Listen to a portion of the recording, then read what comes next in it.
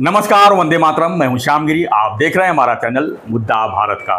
मुद्दा भारत का यानी मुद्दा है आपका, मुद्दा है महाराष्ट्र की राजनीति का। या महाराष्ट्र की अगर राजनीति की बात करूं तो अब जो है अधिवेशन यानी सेशन शुरू होने जा रहा है, यानी कि मुंबई का सेशन जो शुरू होगा। और सवाल यहाँ पर ये उठता है कि विपक्ष का नेता कौन होगा। विपक्ष को लेकर काफ़ी गर्मा गर्मी चल रही है कि आखिर में विपक्ष का नेता कैसे बनाया जाए, क्योंकि विपक्ष के लायक जो है कोई बचा ही नहीं है।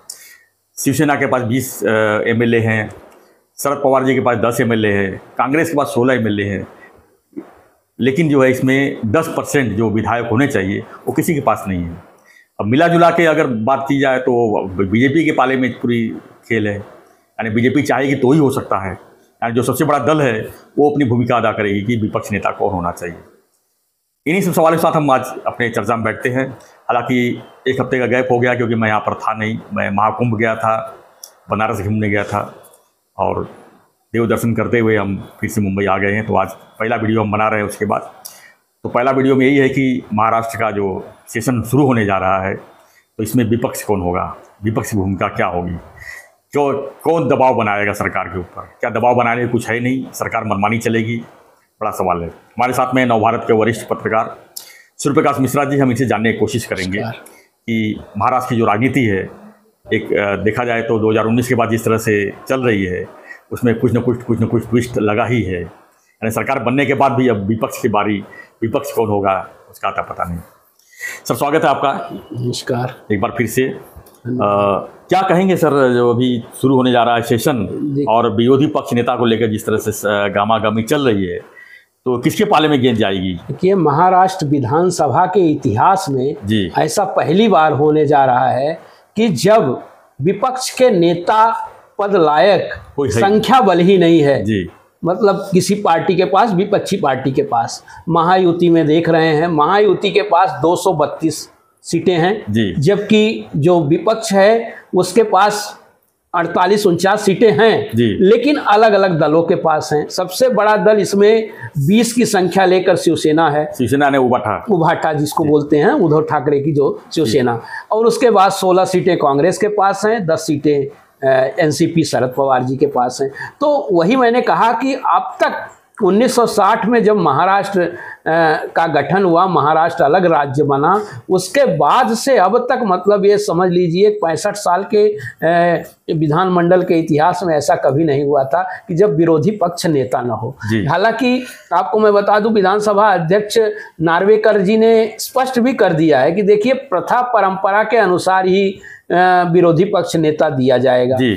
तो अब ये सवाल उठता है कि विरोधी पक्ष नेता कौन होगा। सबसे बड़ी पार्टी शिवसेना उद्धव ठाकरे की है, लेकिन उनको भी 29 विधायकों की जरूरत है, एक पार्टी के पास नहीं। नियमता देखा जाए तो आपको पीछे ले चलें, 2014 में ऐसी स्थिति आई थी कि देश बिना विरोधी पक्ष नेता का था। 2014 में कांग्रेस को सिर्फ 40 सीटें मिली मतलब कांग्रेस को, और मोदी जी या जो भी एनडीए को 303 का आंकड़ा, मतलब 300 के आंकड़े के पास पहुंच गए थे बाकी विपक्ष में। तो उनके पास भी विपक्ष, देश का भी विपक्ष का नेता नहीं था। अब महाराष्ट्र में ऐसी स्थिति आई है, ऐसा मैंडेट दिया जनता ने विधानसभा चुनाव में कि इनके पास विरोधी पक्ष नेता ही नहीं बचा। मतलब विरोधी पक्ष पूरी तरह बिखर गया है। आपने कहा कि क्या स्थिति होगी, क्या करेंगे। ये 50 संख्या, हालांकि 49-50 संख्या है इनके पास, मिला जाए तो 232 और बचे कितने, जो भी 8 इधर, और मतलब 50 के लगभग जो संख्या है। तो इनका जो एकजुटता इनकी जो है किस तरह करनी है, ये दिखाई देगा आने वाले इस सदन में। सोमवार से बजट सत्र शुरू होने जा रहा है महाराष्ट्र विधानसभा का। अभी 4-5 दिन का वो सत्र था, इसके पहले नागपुर का, तो उसको कोई बहुत बड़ा उसका इतना महत्व नहीं था। मंत्रिमंडल और उसी में सरकार बनाने के लिए था। सही कहा आपने। अब जो है ये व्यवस्थित जो है सरकार के कामकाज को लेकर उसकी समीक्षा। अब बजट का सत्र है, चूंकि ये चर्चा ये हो रही है कि सरकार की तिजोरी जो है महाराष्ट्र सरकार की खाली है। लाडली बहनों के चक्कर में उन्होंने और बाकी सारी योजनाओं में उन्होंने काफ़ी पैसे खर्च किए इसके पहले सरकारों ने, और इसके बाद सरकार पर लगातार दबाव बनता जा रहा है। हाँ, एक बहुत बड़ा मुद्दा है विपक्ष के पास कि इस दबाव से सरकार कैसे निकलेगी। और दूसरी बात, उनके इस्तीफे वगैरह को लेकर भी चर्चा है। 2 कैबिनेट मंत्रियों के इस्तीफे को लेकर चलता है, जैसे कोकाटे जी को इसके पहले मुंडे के इस्तीफे को लेकर भी दबाव विपक्ष जो बना सकता है। लेकिन मुझे नहीं लगता कि विपक्ष बहुत ज़्यादा इसमें कुछ कर पाएगा। हाँ, सरकार की नीतियों को लेकर आगे जो इनकी योजनाएं हैं या जो भी कुछ समस्याएं हैं इनकी, उसको लेकर अगर कुछ मुद्दे अगर सरकार निकाल पाई, मुझे लगता है कि अभी ये विरोधी पक्ष नेता को ही लेकर इनके अंदर लड़ाई चलेगी। क्योंकि जब उद्धव ठाकरे की पार्टी ने दावा करेगी, सुरेश प्रभु का नाम चल रहा है, जाधव जी का नाम चल रहा है, खुद आदित्य ठाकरे का भी नाम चल रहा है कि विरोधी पक्ष नेता बनाया जा सकता है। हो सकता है कि सरकार इनके साथ कुछ लचीलापन दिखाए फडणवीस जी। अब निर्भर है सरकार के ऊपर कि विरोधी पक्ष नेता पद देते हैं कि नहीं। वो पूरी तरह वो गेंद जो है वो विधानसभा अध्यक्ष कहिए या अप्रोक्ष रूप से बीजेपी के पाले में है। अब बीजेपी विरोधी पक्ष नेता कैसे, अब कांग्रेस उसमें तमतमाई हुई है कि अगर उद्धव ठाकरे की पार्टी को अगर विरोधी पक्ष नेता मिल जाता है तो हमारा क्या होगा। तो ये सारी चीजें हैं इसमें। मिश्रा जी, एक चीज़ और इसमें है कि चलिए ठीक है, विरोधी पक्ष का कोई तो बनेगा ही, विरोधी पक्ष भी रहेगा, लेकिन क्या मुद्दे लेके इस बार सेशन में शुरुआत होगी, क्या लगता है? क्योंकि बीड़ी का भी मामला है, धनंजय मुंडे के इस्तीफे की मामला है, उसके बाद कोकाटे का मामला है, तो कई चीज़ें हैं। और दूसरी बात जो है देवेंद्र फडणवीस, अगर खजाने की बात अगर करें तो देवेंद्र फडणवीस जो है ऑडिट में लगे हुए हैं। जितने पहले निर्णय लिए गए हैं, कई 100 करोड़ का जो प्रोजेक्ट है उसको धीरे धीरे उसमें या तो स्थगित कर रहे हैं या उसके ऊपर मतलब बैठक बना रहे हैं, समीक्षा की जा रही है। तो ये सब चीज़ें मुद्दे किस तरह हावी रहेंगे? देखिए, सरकार जो है, सरकार के ऊपर तो कोई बहुत बड़ा दबाव नहीं लगता क्योंकि सरकार पूरी तरह मजबूती के साथ है। और हाँ, वही तो कह रहे हैं, विपक्ष तो छोड़ दीजिए, इनके आपस में जो समस्याएं चल रही हैं, थोड़ी जो चर्चाएं हैं कि उप मुख्यमंत्री एकनाथ शिंदे जी के साथ हो या और पार्टी को लेकर है, उनके ओएसडी का देखिए विवाद अभी तक चल रहा था कि कई विभागों के इनके मंत्रियों को उनकी पसंद के ओएसडी या पीए की नियुक्ति नहीं हुई है।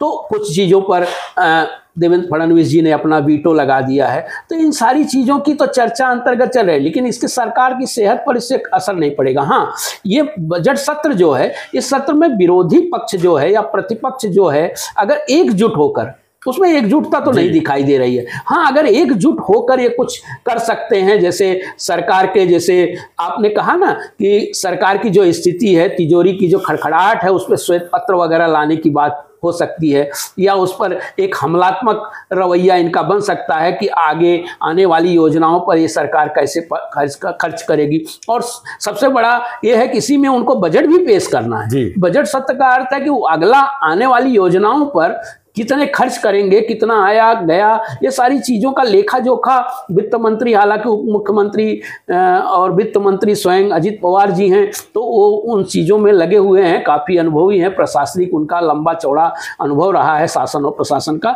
तो इसमें मुझे लगता है कि वो कुछ ऐसा बजट देने की कोशिश, हाँ, इससे मुझे नहीं लगता कि इस बजट में कोई बहुत बड़ी जनता को राहत मिलने वाली है। अब आपको मैं बता दूं, ये चर्चा है कि 1 अप्रैल से रेडी रेकनर वगैरह के रेट भी बढ़ जाएंगे। बिल्कुल, प्रॉपर्टी के, उस पर प्रॉपर्टी का असर पड़ेगा। शेयर बाजार की स्थिति बहुत ही खराब है। इससे बिल्डरों के पक्ष में या आम आदमी के पक्ष में कोई बहुत अच्छा निर्णय होगा या विरोधी पक्ष उस पर कुछ अच्छी चर्चा कर पाएगा, वो मुझे उतना लगता नहीं। अगर कर पाए, अगर उठा पाए उन मुद्दों को, रोजमर्रा के मुद्दों को या लोगों से जुड़े मुद्दे को, तो इसके लिए विपक्ष के लिए तो मौका होता है। सत्र ही एक ऐसा मौका होता है जो विपक्ष के हाथ में कुछ रहता है। विपक्ष इस तरह से ध्यान आकर्षित सरकार का करा सकता है एकजुट होकर, और उसमें क्या है, उनकी एकजुटता दिखाई देती है तो उसका बाहर भी उसी तरह से असर पड़ता है। अगर ये सत्र का फायदा अगर विपक्ष ने थोड़ा बहुत उठाया तो इससे आगे की सरकार किस तरह से चलेगी उस पर भी बहुत सारे कारक तय होंगे। पहली बार शायद मुख्यमंत्री जो है, मतलब इस सेशन में पहली बार मुख्यमंत्री पेश करेंगे विपक्ष को और लोगों की समस्याओं को। क्या लगता है देवेंद्र फडणवीस कितने मतलब परिपक्व दिख रहे हैं? देखिए, देवेंद्र फडणवीस के बारे में तो बिल्कुल साफ है कि वो पूरा प्रशासनिक उनका लंबा चौड़ा, आज भी उन्होंने पुलिस ग्राउंड में कुछ मैसेज कहा है कि हम सस्पेंड नहीं करेंगे, सीधा निलंबित कर देंगे जो भी दोषी पाया जाएगा। पुलिस उन्होंने तो दिखा भी दिया है देवेंद्र फडणवीस। देखिए, देवेंद्र फडणवीस का एक कहते हैं ना कि वो पूरी तरह आत्मविश्वास से भरे हुए हैं, उनको कोई ज्यादा फर्क नहीं पड़ने वाला। ऐसे लगता है कि महायुति की सरकार लगती है, लेकिन हर निर्णय पे हर जगह देवेंद्र फडणवीस की छाप दिख रही है। मंत्रालय में भी इस समय देवेंद्र फडणवीस की ही छाप दिख रही है। आप जाइए देखिए हर विभाग में तो ये चीज़ें दिखाई दे रही हैं, उन्होंने उनके तेवर दिखाई दे रहे हैं, वो नया कलेवर भी चाहते हैं, लेकिन मिलजुल कर जहाँ तक समन्वय की बात है, अगर वो काम होगा तो ज़्यादा असर दिखाई देगा। लेकिन ये छिटपुट उनके विवाद वाद संवाद ये सारी चीज़ें मुझे लगता है कि आगे भी इसी तरह की होती रहेंगी। लेकिन फडणवीस को कोई बड़ी चिंता इसमें नहीं दिखाई दे रही है कि मैं अगर ये निर्णय लेता हूँ या उस करता हूँ तो मुझे इसका कोई असर पड़ेगा या और भी। तो फडणवीस अपनी मर्जी से पूरी तरह निर्णय लेने में सक्षम भी हैं और आगे निर्णय लेते रहेंगे। लेकिन यह है कि सरकार में थोड़े से समन्वय की कमी तो नज़र आती है, उसको समन्वय साध कर ही चलना होगा। हालांकि फडणवीस पूरी तरह जानते हैं, पहचानते भी हैं और उनको पता भी है कि इन सारी चीज़ों का निदान या निराकरण कैसे किया जा सकता है। शिंदे साहब के बारे में क्या कहेंगे आप? एक नाथ नहीं, देखिए शिंदे साहब भी 2.5 साल शिंदे साहब ने पूरी तरह बहुत मजबूती के साथ सरकार चलाई है। शिंदे साहब को लेकर यही सब सारी चीज़ें हो रही हैं कि उनके द्वारा लिए गए निर्णयों पर समीक्षा की जा रही है या कुछ निर्णय रद्द। उसके अलग अलग कारण भी हैं, उसमें तो उसके कारण में जाएंगे तो अलग विषय में जा सकते हैं। लेकिन एक नाथ शिंदे जी की भी विश्वसनीयता, एक नाथ शिंदे जी की भी क्षमता पर कोई सवाल खड़ा नहीं किया जा सकता। ठीक है, उनका मंत्रिमंडल है, उनके कार्यकर्ता हैं, उनके और भी मंत्री हैं, वो अपने तरीके से काम कितना करते हैं, किस तरीके से समन्वय बनाते हैं। अभी आप देख रहे हैं कि उनके जो परिवहन मंत्री हैं प्रताप सरनाईक जी फटाफट निर्णय ले रहे हैं, काम हो रहा है। अभी देखिए कल परसों भी वहाँ कोर्ट मीरा भाईंदर में कोर्ट का अभी उन्होंने आज ही एक बड़ा निर्णय लिया उन्होंने कि MH48 जो है मीरा भाईंदर को अलग RTO की संज्ञा मतलब RTO की मान्यता दी गई है।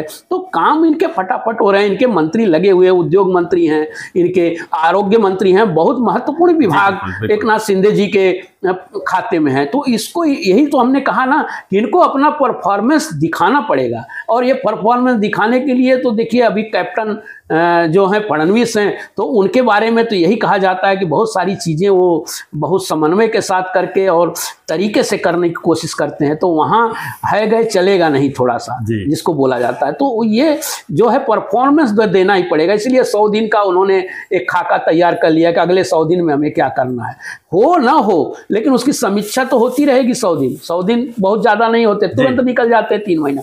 लेकिन इससे मंत्रियों पर भी दबाव रहता है, उनके भी मंत्रियों पर, सारे मंत्रियों पर दबाव रहेगा। तो ये तीनों पार्टियों को बहुत ही समन्वय के साथ और बहुत ही सूझबूझ के साथ आगे बढ़ना पड़ेगा। रही बात विपक्ष की, तो विपक्ष तो अपना काम अपने तरीके से करता रहेगा, जहां उसको मौका मिलेगा वो तरीके से वो अपने दबाव बनाने की कोशिश करेंगे। धन्यवाद मिश्रा जी जानकारी के लिए। तो हमारा चर्चा यही था कि भविष्य सेशन शुरू होने जा रहा है सोमवार से, तो अब उसका मतलब कि आगे चर्चा किस तरह होगा, किस तरह के सरकार पर दबाव बनाया जाए, क्योंकि विपक्ष का जो है कोई अता पता नहीं है, विपक्ष कौन बनेगा इसकी भी अभी तक कोई जानकारी नहीं है। तो ऐसे में जो है सेशन किस तरह का होगा, किस तरह के मुद्दे होंगे। बजट का भी सत्र है तो हम यही उम्मीद करेंगे कि बजट के हिसाब से जिस तरह से महाराष्ट्र में लाडली बहना योजना है इसको लेकर भी काफ़ी चीज़ें चल रही है, जैसे कि पात्र अपात्र का मामला है, इसका भी मामला उठेगा वहाँ पर, क्योंकि पहले से ही वहाँ पर ऑप्शन बना हुआ था कि जो इसमें कंडीशन जो बैठेगा उसी को उसका लाभ मिलेगा। लेकिन सभी महिलाओं ने उस पर चुनाव का माहौल था उसका फ़ायदा लिया, लेकिन अब जो है स्थिति थोड़ा बदलती हुई नज़र आएगी। तो हम उम्मीद यही करेंगे कि सेशन लोगों के फायदे के लिए हो, लोगों की समस्याओं को सुलझाने के लिए हो, और न कि पक्ष और विपक्ष की लड़ाई में चला जाए। तो हम उम्मीद यही करेंगे कि लोगों के जो समस्याओं को लेकर सेशन चले। तो फ्रेंड्स, आपकी भी कोई प्रतिक्रिया होगी इस पर तो हमें कमेंट बॉक्स में लिखिए कि क्या होना चाहिए, किस तरह सेशन होना चाहिए, क्या किस तरह के लोगों की समस्याएं का समाधान होना चाहिए। आप हमें कमेंट बॉक्स में लिखिए। हम जो है कमेंट बॉक्स हमारा जो वीडियो है मंत्रालय में भी मॉनिटरिंग होती है, तो वहाँ पर भी काफ़ी चीज़ें इसमें से निकल सकती है। तो फ्रेंड्स, अपनी प्रतिक्रिया देते रहिए और बने रहिए हमारे साथ, देखते रहिए हमारा चैनल मुद्दा भारत का। चैनल को अधिक से अधिक संख्या में सब्सक्राइब कीजिए, लाइक कीजिए, शेयर कीजिए। धन्यवाद मिश्रा जी, धन्यवाद। जय हिंद, जय महाराष्ट्र।